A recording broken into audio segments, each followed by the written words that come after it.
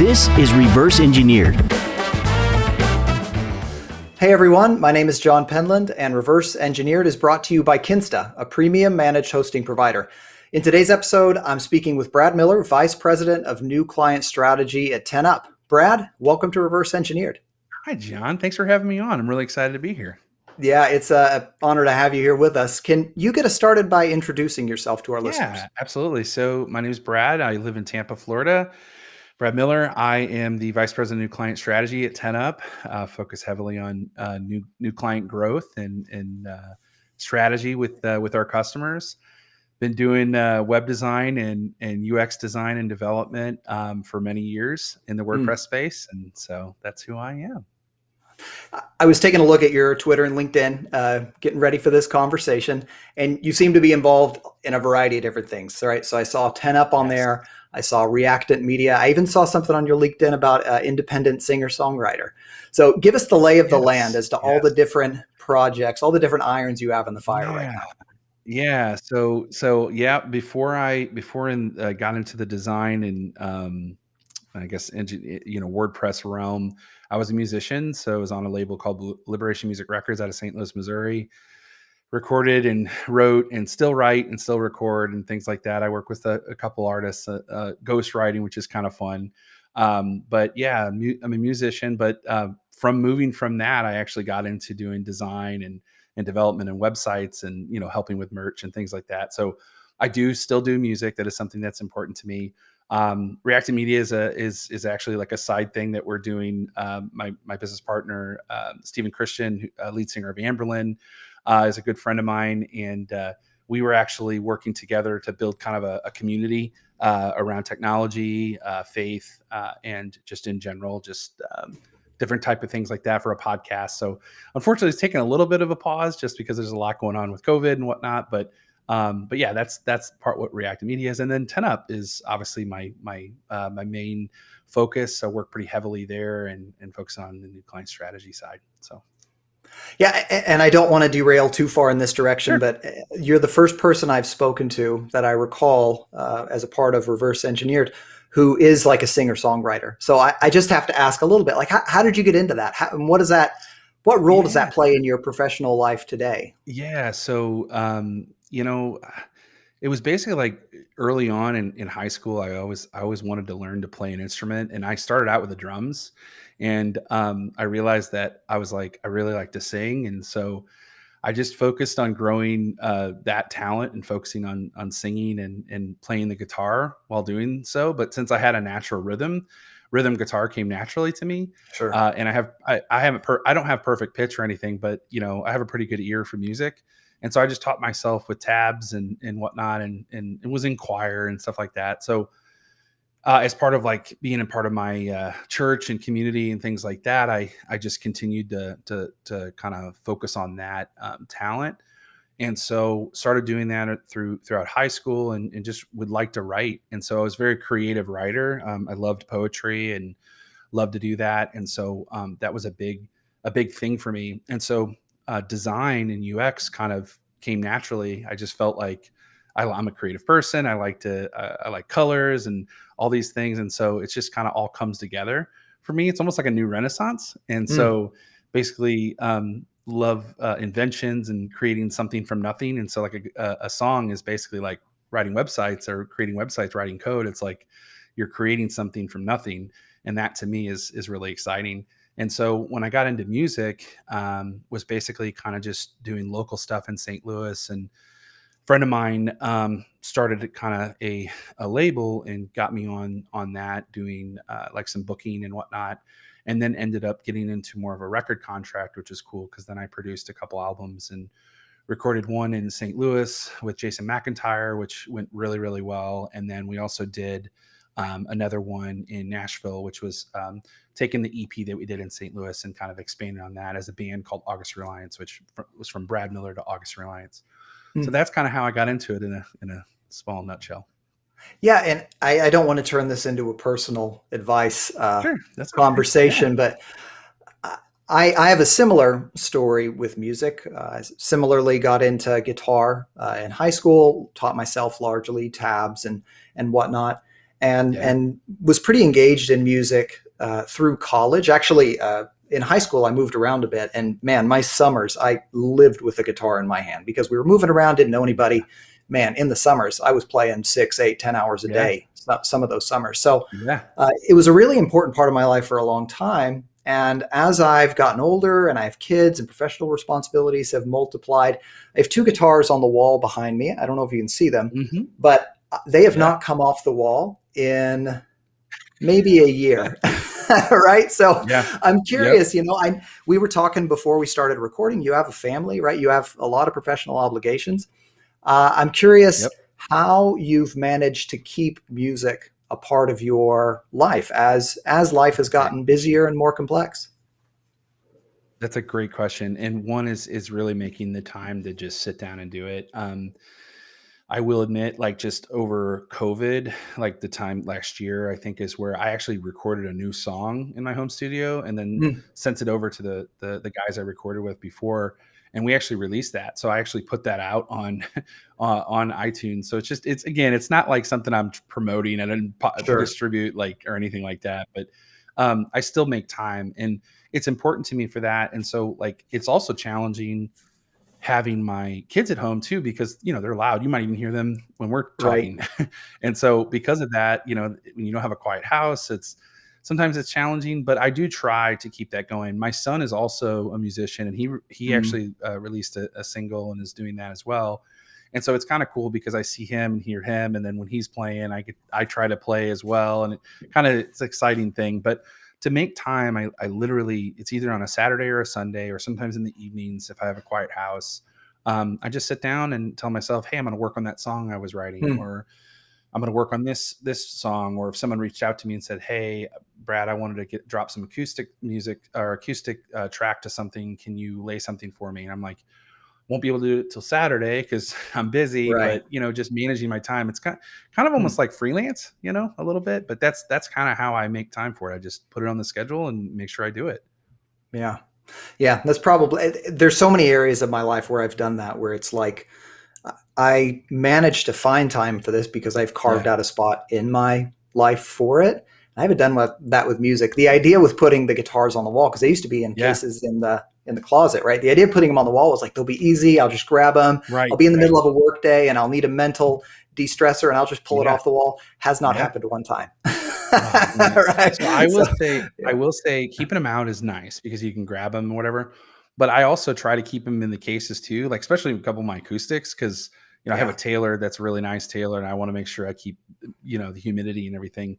What's great about Sure. Florida is I have the AC on all the time, so it's the humidity is kind of like in a good place. But there are some times where it can get either too wet or too dry, so I throw it in the Sure. acoustic guitar or case and try to kind of protect it. But yeah, no, that's another thing is that's why I always love having multiple acoustics because I can pick it up and I can tune in different settings and things like that. Mm, So it's kind of nice for me, but I definitely like to have them available, but just try to make time, put it on the schedule, and it's like creative time, like creative space. right. It's the same thing. Yeah. If you make time for going out to see a movie or something, you make time to, hey, I'm going to write for a couple hours, or Yeah. work on something. So Yeah, yeah, that's great. I want to pull it back in a professional direction, focusing in here at 10 up at the top of the conversation, and then we'll work backwards a little bit. So, with reverse engineered, we're always trying to get at the question, what is it that makes you tick? What is it that motivates you? Why do you do what yeah. you do? So, with that in mind, looking at 10 up, tell us a bit about what it is that you do today at 10 up. Yeah, absolutely. So at 10up, I focus heavily on new client strategy growth. So that's just talking with new customers and clients, telling them about 10up and what we do and how we can help them. 10up is a full service digital agency. So, we're doing from soup to nuts, basically from sale to completion, UX design to complex engineering solutions and publishing workflows on a headless CMS, those types of things we Mm, do. And so I talk with a lot of new customers on projects like that on a daily basis. Some of those can be focused heavily on UX and design. That was where my background was. But yeah, I definitely help on the engineering side. I am not an engineer by trade. I know enough to be dangerous, and probably know enough too much where an engineer will say you are dangerous Sure. to Yeah. be working on this. But yeah, like that's just my what I've been focusing on over at 10up. Yeah. So it sounds like, and I just want to make sure I understand your role in the context of 10up. It sounds like it's basically a very sales focused role where you're Yeah. talking to folks who are coming into 10up. Are you before the sale, after the sale, across the sale? What does that look Well, like for you? it really depends on the customer. We do have like a group that's focused on like account management. Hmm. I do kind of bleed into that a little bit. So it's definitely more new client growth, new sales with new customers. But we also have some current customers that we're growing with as well. So like one like Facebook is a big one that I work pretty closely with, but I have another accounts person that manages that. But there are projects like that that I can be involved in for those larger conversations.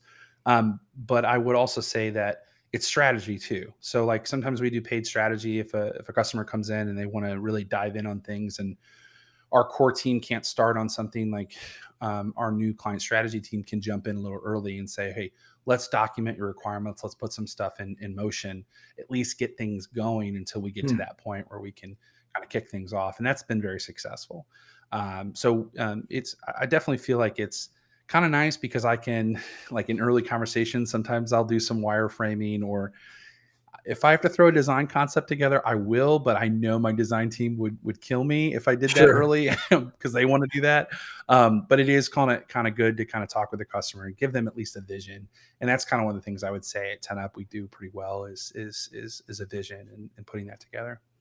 It sounds like if I can use a baseball analogy, it sounds like you're Sure. primarily a third baseman, which is primarily bringing, Yeah. let's just for the sake of this example, that's Out running. primarily bringing folks in the door. But you're actually a utility infielder, and so you're third base. But there are some times where you're playing short, and sometimes you're playing second. You may even switch over and play first or jump into the outfield. You're really focused on this third base over here, but you'll do Yeah. whatever it takes to make sure that Yes. it's successful for that client and for 10 Yes. up. Okay, Yeah. very No, nice. So absolutely. So yeah. yeah, go ahead.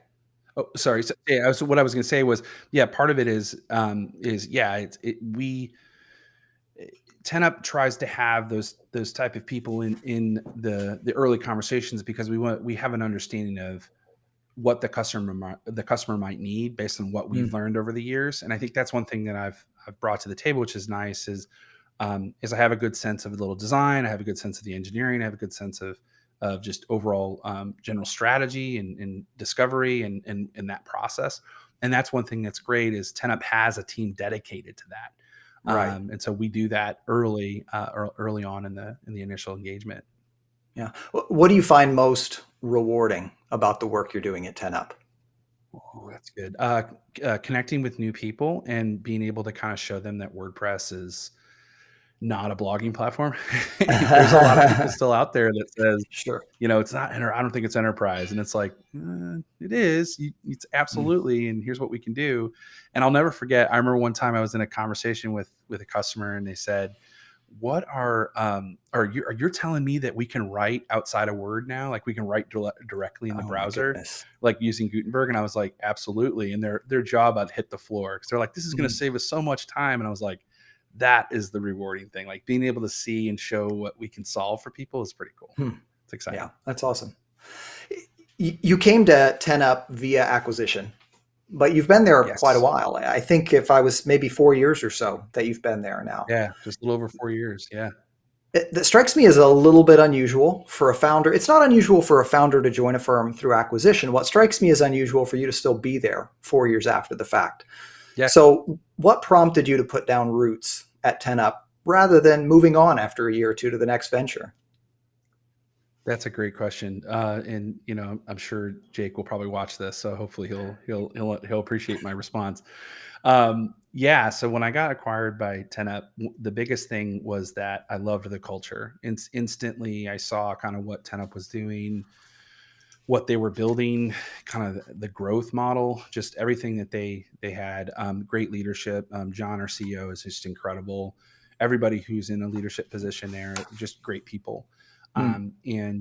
When I saw that, and I saw what Lyft UX was doing, and I'll tell you this, we were on a trajectory to be in a significant position. We had some really great clients lined up, and I think TenUp saw that, and they were like, "This is great! Like seeing a small boutique agency that's going to have some significant growth and could potentially be another competitor in the space for them." Mm. And when we were chatting, I wasn't even going in the conversation to have an acquisition. I was really just saying, "Hey, we have some new potential projects coming up. I really would like to lean on a bigger team to help me." And I talked for Jake for about an hour and 45 minutes until he got to the end, and he said, "What if I just acquired you all?" And it was Hmm. just like, wow, okay, that's this is this the most important sales call that I've ever had in my my current career. Right. Yeah. And the reason why I kind of planted roots was it felt like I hit fast forward Mm. on what Lyft UX was doing, and it was there, and that's what 10 Up was doing. And the leadership that Jake has and John, just with the company and just the overall growth, was just incredible. And when I joined, it was like 120 people. We're now like 260 growing. So Mm.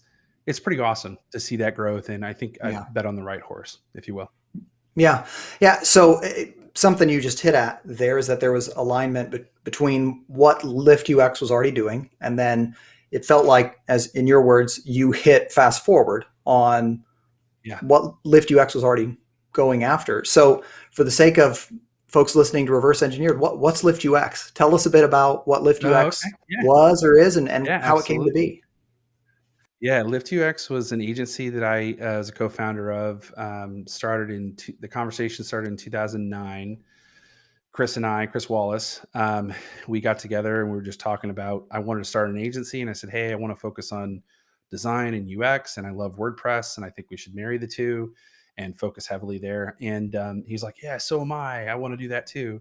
And so we kicked the tires, and I left my day job in 2010, and we started landing some customers, and Yeah. just kind of just jumped into it. It felt like it was more like a freelance kind of opportunity, and just kept growing and growing, and we got to a really good point where we felt like we were established, and so we just started hiring folks to help with that growth. I took over probably midway through, just kind of on the leadership side, the financial side, and started putting us into a position where we could put more money away and kind of grow the business. And so that was another thing, is like, how could we become more stable and grow? And that's right around that time frame, a couple of years after that, and the acquisition kind of led up to that. But we were doing a lot of work with like AMC Networks. We Mm. built the StorySync application for The Walking Dead. We built the Mad Men fan cut project for AMC. We did a lot of Mm. interactive projects and press kits for AMC Networks. We did some stuff with Frito Lay, HID Global. Previously, right before I joined Lyft, I did some stuff with Disney. I was doing personally, kind of piggybacked onto Lyft UX portfolio, but yeah, we had a lot of entertainment type of stuff, which fit naturally because I love music and I love the entertainment space, and so I had a couple connections in the industry, so it kind of led to that nicely. So it's kind of fun. So that was Yeah. Lyft UX, and Lyft UX basically was born out of starting an agency to kind of do our own thing, in a freelance way. Yeah. I was curious how it was that Lyft UX and now 10 Up. I mean, you mentioned Facebook earlier in the conversation. You've Yeah. mentioned a whole bunch of different media brands, and uh, I'm curious. You mentioned that you had these connections in the industry. Is that where those relationships initially came from, or did that business come to Lyft UX in some other fashion? So And the reason I ask, like, many agencies would kill to work with the types of customers you yeah, work for with. sure. So I'm just curious, like, how did those relationships develop? Yeah. So, a lot of the relationships came through like just our general network. I know Chris had some just his internal network and people, his circles. I had a couple folks that I chatted with. And so that was a big part of it. But there was another thing too that came out of that, was just general, people searching out for UX design and searching for WordPress and UX. And that was Wow. one thing that we got from that, was just on our website, we kept we kept putting up there that we're focused on UX. And I'll tell you what, we had a lot of companies come to us early on. I really wish we would have worked with that, and ended up going to be very successful, which was kind of Mm, cool.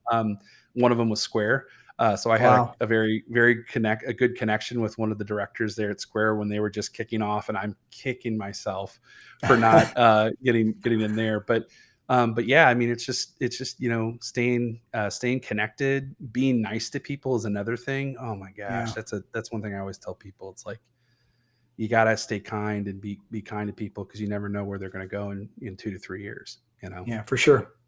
You mentioned that some folks found you because of this UX focus. Was that something that Yeah, was unique about Lyft UX, that you were focused on user experience as opposed to technologies or design, or what? Can you speak to yeah, that? What was yeah. unique about that focus? So yeah, for us, again, I think people were thinking about UX at that time, but I don't think they were. I don't think it was a huge focus for a lot of companies. And Yeah. the way I presented it is like UX is like, I have this cup of coffee, right? Like I'm gonna Mhm. pull this. Like, how can I get that cup of coffee to my face, right? It's like there's a task that has to happen, right? That has to Mhm. to make that happen. And so, to me, UX is, we are designing not just the cup and how it looks, but we're designing how that user grabs that cup of coffee, right? Mm. What does the design of the cup look? How do things function? And so, to me, is when we were having those conversations, I kept telling people that we chatted with, was people who can really can land the UX sort of part of the business, and making sure your customers are happy, even from e-commerce. That's another thing. E-commerce is a big piece. Um, you're gonna win, right? Like if you can get Yeah. that right, that's gonna put you up front. And now Google, Facebook, Microsoft, Apple. Apple is one of them. All of them focused on UX and accessibility and things like that. That's an important piece to it. And so that's why we focused on UX. And that's why I was so into that. I loved like human computer interaction, wireframes, content blocks. I mean, we were creating like design systems. I mean, before design system was a word, I was creating those in Exur, where we would create like these requirements documents where Mhm. each content block was documented, right? That was the type of work I was doing before I started Lyft UX, and I wanted to continue to do that, and that was a big initiative for us. Yeah. So you're doing this work with Lyft UX, and you have a conversation with 10up about expanding some of your capacity. You need some engineering capacity to work with some of these larger clients. And the response that comes back is, why don't we just acquire your company? What Yeah, prompted you to actually take that seriously? Were you already thinking about an yeah. acquisition, or what was it that made you take that No, offer seriously and not just kind of say, no, forget it? I mean, we just want help. We don't want somebody to buy us. that's a good question. A part of it is in my business partnership, we didn't always see eye to eye. So that was another part of it. But the big part of it was, I saw something better for our team. Mm, There was a growth, there was an opportunity where the people that we were employing, who worked really, really hard to grow that business and to be part of that, I wanted to reward them with an opportunity, for growth. And that's what I looked at the most. But yeah, like with any partnership, any kind of in a relationship or anything, you're gonna butt heads. It happens. And sure. so part of me was, I think we were at a point where I think Chris and I were like, I think we need something new. I think him and I were Mm, both kind of like, I think we're burning out a little bit, but I think a new fresh start would be really great for us. hmm, And so, and initially I wasn't for it at one point, but I kind of talked about it, talked with my wife about it, talked to some of my advisors and people that I hold close to my chest, and people that I care about. And they just said, Brad, this is an opportunity that, you know, yeah. only comes once in a lifetime. It's like, what if you say no? You'll always question, what if. Mm, And so that was mm, the big thing for me. It was like, think about it. And I also prayed about it. I'm a Christian. So mhm. I prayed about it and just thought to myself, like, this is something that's really, really important to me. And thought about the team. And so that's what made the decision to make it happen. Yeah. Yeah. So it sounds like it was a combination of, you were ready for, I guess, a change of pace, or it Yeah. was time to inject some kind of a change into the Yeah. working arrangement, the company. and then this opportunity shows up. And the other piece, you talked about it being good for the team. And I Yeah. know that when we were talking about 10 Up a minute ago, one of the things you hit on was the culture Yeah. there at 10 Up. And I view those things as being aligned. At least they seem to be in Yeah. my mind. So I just want to ask, what is it about the 10 Up culture that you find compelling and valuable? It's a great question. It's very open and friendly and accessible. It feels kind of like the whole WordPress community. Everybody's willing to Mm, help.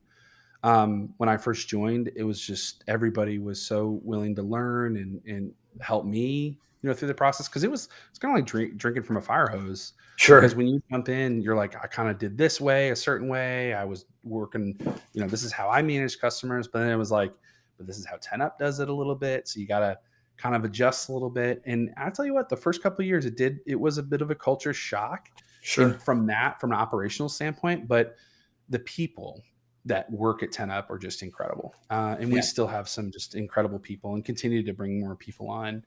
Um, but yeah, no, I would say the biggest thing for me that drove that was just the openness and people being willing to help. Mm, And I feel like that's just ingrained in the WordPress community, which is really yeah. awesome. I know Kinsa is part of that as well. So it's pretty awesome. Yeah. Yeah. So you hit on, the openness and the willingness to help each other. I'm also cognizant that in the time you've been there, 10 Up has, it sounds like, doubled or a little bit better than that in terms of Yeah. the number of folks working in the organization. Are there things that 10 Up is doing intentionally to try and retain that culture of openness, friendliness, helpfulness? What are some of the things that the company's doing intentionally from where you sit to try and retain that Yeah. culture? Yeah, one thing I would say we have been we've kind of piloted a 4-day work week with some Nice. folks that have been with the company for a longer period of time. It's not something that we have just decided that it's going to happen, but we wanted to see how it impacted the team. We did something this month when this airs, but for the month of August, where we gave everybody Friday, basically called a Refresh Friday, where we essentially gave people the opportunity to clear their schedules, no meetings, no Slack, but give them an opportunity to actually take the day off. But then when they did take the day off, it only cost six hours their PTO. So we supplemented like 2 hours of their Mm, PTO. And so it was really nice because a lot of people were able to say like, "Hey, I'll just work that day, but I mm. got more done." Right. And so I sent a message to our founder and I said, "Hey, I had more time to make paper airplanes with my kids." And I posted on Twitter. I'm like, I it was awesome. Like to see the saw that. magical thing of my kid just learn how to make a paper airplane and just it was like he was making all kinds. And I was like, wow, paper. That's all I needed. I didn't need a switch. I didn't need any of this stuff. I'm like, I just need to buy a ream of paper for this kid. Right. And so we had such a good time. And because of that, I was able to finish my work on Friday because I didn't have any distractions. And I was able to put some time into my children. And that to me is magical. And to be able to do that in a remote setting, that's what 10up is about. And that to Yeah. me is what really stands out for what we offer and bring to the table for a lot of people in this industry. Yeah, it's funny. I actually just spontaneously for myself about 2 months back started what I'm just calling no meeting Fridays. And I just went ahead and booked Yeah. myself a full day meeting for myself, right? So that Yeah. nobody That's else can book awesome. a meeting that day. And Yeah. and I have, my calendar by default is set to private, but that one I set to public and it just says no meeting Fridays. Let me know if you need to book a meeting, right? So it kind of forces folks, hey, I'm Smart. actually here, but if there's something genuinely urgent, Yeah. reach out to me. We can talk, but I'm going to leave Yeah. this day open, and I get more done Yeah. on Fridays than Yeah. probably the rest of the week. I do have to ask because the 4-day work week has been in the news recently, and there's a lot of different folks talking about it.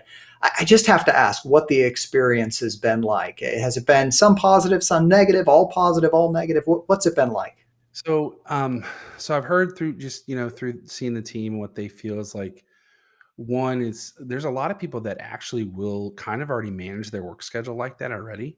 Like they'll Mm, work Monday through Thursday, like 10 hours and work a half day, or whatever. Or like maybe it's like not full 10 hours, but they'll work enough to the point where they check out a little early on Friday mm, anyway. right? And Hmm. we've always been in that organization where we feel like no meeting Fridays is something we want people to do. But Yeah. as you know, if you see that free block and there's something like I need to get an estimate together, I'm going to be like, hey, can you please get on a call? Right. Yeah. And Absolutely. that's challenging. But I would say, coming back to your question, is people have appreciated it. I also feel like it's interesting because we got to see how much it impacts even a consulting agency, right? Like how many of those hours that get dropped in the end of the, if we do go to a 10-hour workday, how does that impact, how people are feeling in those days?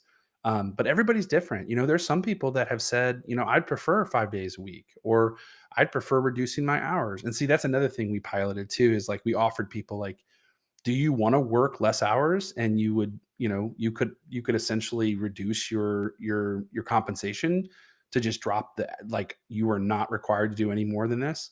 And some people have taken up on that, Hmm. because they were like, you know what, I would prefer that. But I do feel like we're getting there. I know Florida has been talking a lot about it. They even talked about the schools like going to a 4-day school week, which that I think if that happens, then you will see businesses try to match Sure. that, for Yeah. families and things. But I do feel like we've had a really great response to it. I personally thought it was great, but as a leader on the team, I'm not going to do, our other team needs to do that first. But I did appreciate having no meetings because I did have more time with my For kids, sure. which was awesome. So, Yeah. Kind of a logistic question around the four sure. day work week. Does 10up have any functions that are like 24/7? Do you have any support functions that operate We on like have a a 24/7 schedule? Yeah, we have a managed services team. I'm not super close to that, but I know we do have some people that have that where they're on call, they're on the schedule. That was a little challenging, I think. For sure. Definitely don't have as much feedback for you on that, but that is Yeah. something that I know we were going to have to work around, unfortunately. Yeah. And that's just and as you know, hosting, it's like you're going to have that, and any Yep. company is going to have like a 24/7 type support, and it's unfortunately that's just the way it is. But as long as you set those expectations with people, I think that's the important thing. And there are people that would prefer to work in the evening or prefer to work there on the other side of the world, Hmm. working in Yeah. different hours. That's just what they do, Yeah. so we try to be cognizant of that, but it's very important that we keep that in mind as well. Yeah. Yeah. It's interesting. At Kinsta, we've always been as flexible as we're able to be with schedules. That's always been our Yeah, goal. yeah, There are yeah, roles that have to be pinned to specific times and shifts and whatnot. yep, The 24/7 functions, support, engineering. Somebody's got to make sure the servers are running, right? So there's a few of yep, those core functions that have to be pinned to schedules. For folks who don't have to be pinned to schedules, we've been pretty flexible with allowing folks to a large degree set their own schedule, provided there yeah, has to be some consistency so that your colleagues know when you're working and how to get in touch with you and those sorts of things, right? yeah, So, for sure. so in that Communication is context, huge. yeah, in that context, the 4 day work week, um, I don't know, it just feels a little bit like, I don't know, a forced solution perhaps, because we're already very flexible. And Yeah, I wonder if you have seen that, or it sounds like in the feedback that you've received, for some folks it's been great. For other folks, they're kind of going, you guys already are giving me a lot of flexibility. This yeah. doesn't really move the needle for me. Have you found that? It sounds like 10up has a similar culture of flexibility as much as possible. And I'm curious if you received that feedback where it was like, well, this isn't a huge change for us. Yeah, yeah. No, I haven't heard anybody say that specifically. I mean, like I said, I've Mm. heard some people say I'd rather work Monday through Friday because Yeah, my kids are in school. So it's just sure. like, what am I going to Yeah, do on Friday anyway? Right. Like, right. but yeah, no, I agree. We don't want it to be forced. And that's why it's a pilot, right? Like, that's why we want to Sure. see how does our culture react to that? How do they React to it. feel about it? And we do have something that I believe Jake and John have really pushed is called radical candor. And so we meet Mm, once a month and we have the team sort of, we open like a town hall and we say like, hey, we want to know your input. We want to hear your feedback and, give us some radical candor, how do you feel about this? And, there are times where the team will speak up and share that. I know sometimes that's a little daunting. You're like this Sure. huge and all your colleagues are there listening in. But we do want people to feel like there's an open door. And that's something that Jake and John have always had, which is really, really Yeah. great.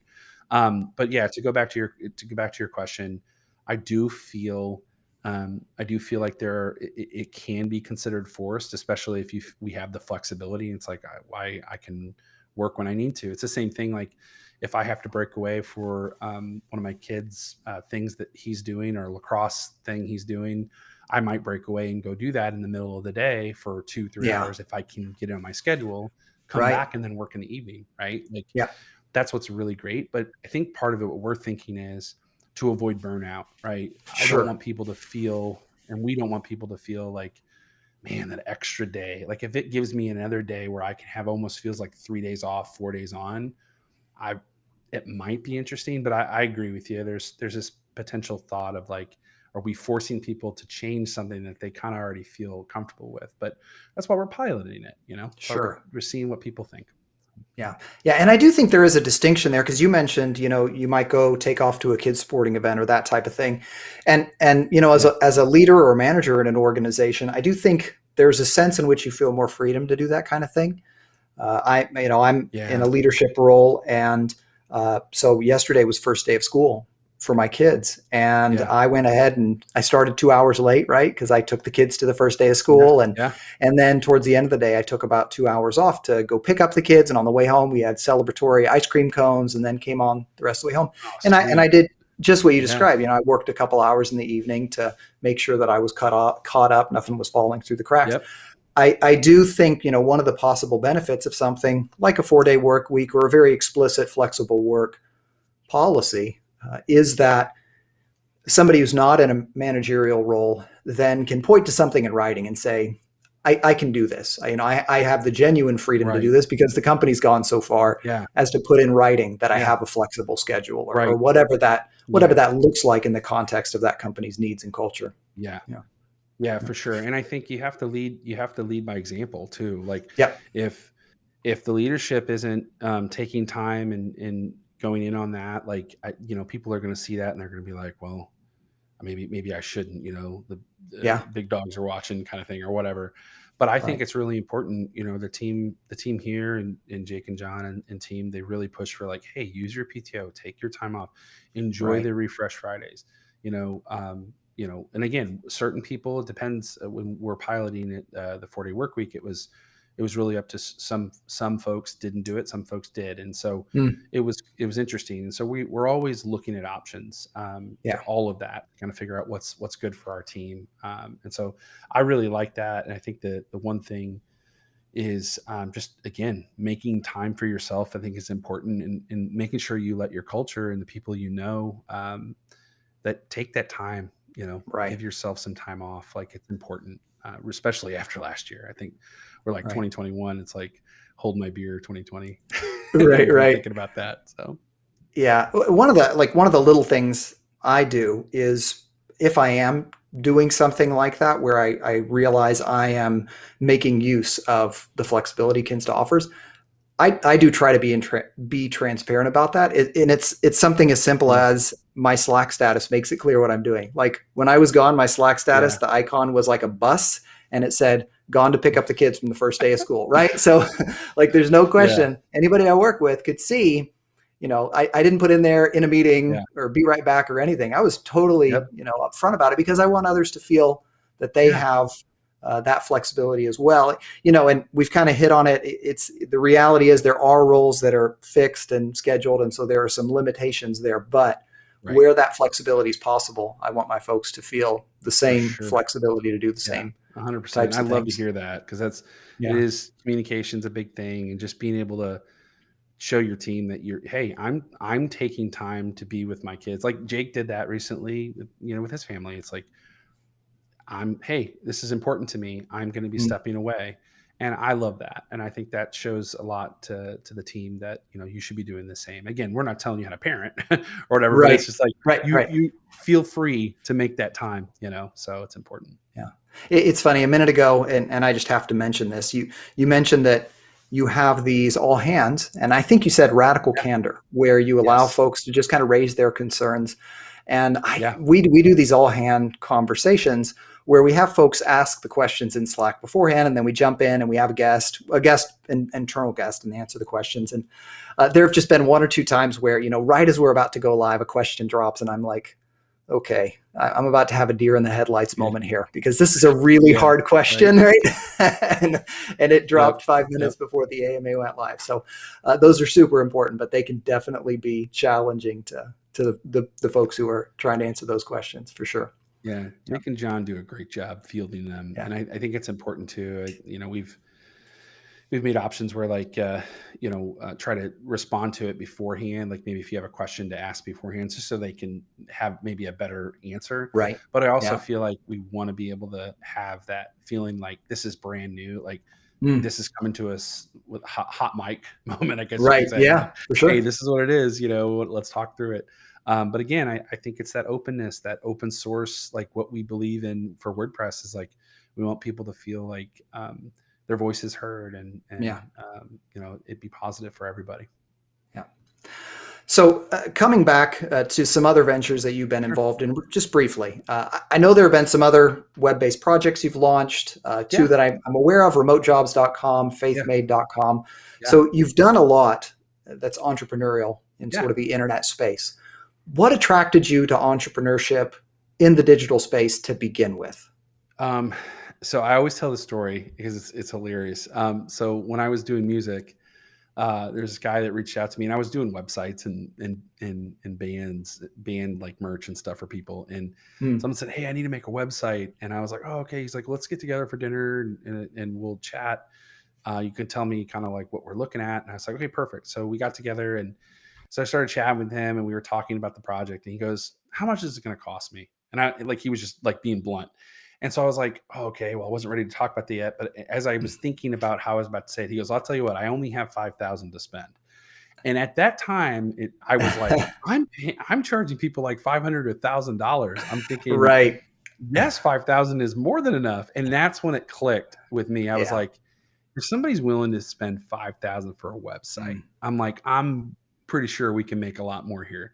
And so that's how when music became a side business Mm. and Yeah. building websites and helping people, that was like the time. And so that's where I felt like this is where I want to be. Also, Mm. I think it's ingrained in me because my dad was an entrepreneur, and he was a buyer for Stick, Spare, and Fuller, which is like the Dillard's company that owned Dillard's, and he was into fashion and stuff. And my mom was a professional model, and they were like two peas in a pod. And I saw that growing up. Like, he was very much a business guy, worked from his house. He had an office Yeah. and Wow. everything. And so when I thought, and like he traveled for business and all of this. And so I think deep down, it was kind of something that I had. And I lost my Mm. dad early in life. I was 5. He died of cancer. And so, Mm. um, and that, people always told me like, "Oh my gosh, you're just like your dad. You're good with people. You're good with the chase. You like to, connect with people and make money." And I was like, "Yep, that's fun. It's a good challenge." So I think what drove me to that was just the ability to take something from nothing and Mm. and kind of build it. And it's kind of like a farmer. You go Yeah. and you plant a bunch of seeds, and then you harvest, and you're like, "Here, we made a bunch of money from just working hard," and that's Yeah. something I believe in. Yeah, it's pretty awesome. So, as we bring this conversation in for a landing, I have two wrap up questions for you. So, Okay. first, what is a resource you'd recommend to our listeners? It could be a newsletter, a blog, a book, an event, really anything. What's one thing our Oh, listeners should check out? wow. That's a hard one because I have so many, and I'm trying to think of like, oh, I wish I would have got this early. You could list a I couple if will. you want to. Okay, okay. Well, I will say, like, I loved early on in my career was it freelance? I'm forgetting the name of it. It was Envato Bottom. Do you remember Hmm. this? Do you remember that I don't website? know. Oh, I'm forgetting the name of it. But Envato's blogs were great, and that was like one of my biggest resources. And so anytime I go online, I try to look for those type of things, like especially if you're an entrepreneur. Like, but again, for the past 4 years, I've been focused heavily on like just like client strategy and things like Right. that. So I love Smashing Magazine, learning Yeah. about design systems. That's a big one that I go to. Oh gosh, you know, obviously all the stuff that WordPress puts out, like, their newsletter and Hmm. things like that. Um, there's also one, and I'll share it to you. Maybe you can post on the notes or whatever, but Hmm. there's this, I think it's Evernote's design link, and it's got a ton of stuff. And I have that bookmarked, and I'll share that with you, but I'm on Chrome now, but I'll definitely send that to you. But those are the type of things I'm looking for like music and things like that. You know, again, I like to look a thesaurus. Yeah. It's probably the biggest, like, Nice. Okay. yeah, Very so, cool. like, Yeah. that's a big thing, like, for me. So when I'm Yeah. writing, I wanna, if I'm thinking of a word and I can't find something, like, thesaurus is definitely big, or, a rhyming dictionary, things like that. It's important. Yeah, that's funny that you mentioned a thesaurus. I do a lot of communication internally. That's Yeah. one of kind of the core parts of my job. And on a regular basis, I pull up a thesaurus just online, and I'm like, Yeah. another word for, Yeah. right? No, for Another sure. word that means, so Yeah. I'm not saying the same word over and Yep. over. So I Yeah. actually make heavy use of a thesaurus for sure. I So will say my vocabulary has grown being here, because like, yeah. Jake and John, I think I want to say John is like it was an English major at some point. Hmm. So they're both very written, like very well Yeah. written and spoken people, and Yeah. it's really inspiring here. Yeah. We didn't hit on this, but the ability to communicate effectively Yes. in writing is just absolutely critical for a remote Yeah. business like 10 Up. So I assume Yes. that's kind of a core component of culture as well. Yeah, definitely watching, what you say, how you present it. Like, the other thing is that we are really happy about Slack now has, scheduling messages. Yes. Oh my gosh, that's so awesome, because, like, at times you're like, it's 5:45 where you're at. I want to send this, but I'm like, I just let me schedule it for tomorrow. Like, it just Right. makes it Yeah. easier. Because Yeah. I remember when I first joined, being an executive on the team, one of the team leads came to me and said, "Hey, I got some feedback for you." I said, "Okay," and they said, "Well, you posted that message at 7 o'clock at night for them," and I was Mm. like, "Yeah." I said, "For tomorrow," and she's like, "You're an executive here. They're going to jump on that." And I never Yeah. once thought of it that way, because, coming from a smaller business, I was like, "Hey, tomorrow, just heads up." I was Mm. like, wow, and they sure did. They jumped on it, started working. I was like, I felt terrible. Like, I felt sick to my stomach, because I was like, I put that on somebody, and they Mm. were working on it in the evening, and I felt terrible about it. So Yeah. that's definitely important. I think making sure you're setting those expectations with people and communicating. I love that feature now. It's awesome. Yeah. Last question for you. Where can our listeners go to connect with you or to learn more about 10 Up? Yeah, absolutely. 10up.com. We have a lot of stuff there. We also, I believe we have the Twitter account, which is at 10up. So you definitely can follow us on that.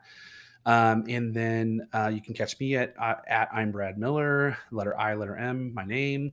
And Instagram's the same. If you look up at I'm Brad Miller, that's everything You'll find it. for me. So I Awesome. keep it consistent. But yeah. Awesome.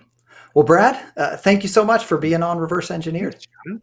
Yeah, this has been great. Thank you so much All for right. having me. It's been a lot of fun. Appreciate it. Awesome. All right. Have a good And day. thank you to our listeners. That's all for today's podcast. You can access the episode show notes at kinsta.com/podcast. That's KINSTA.com/podcast. If you enjoyed this episode, don't forget to subscribe to Reverse Engineered and leave us a review on Apple Podcasts or the platform you're listening on right now. See you next time.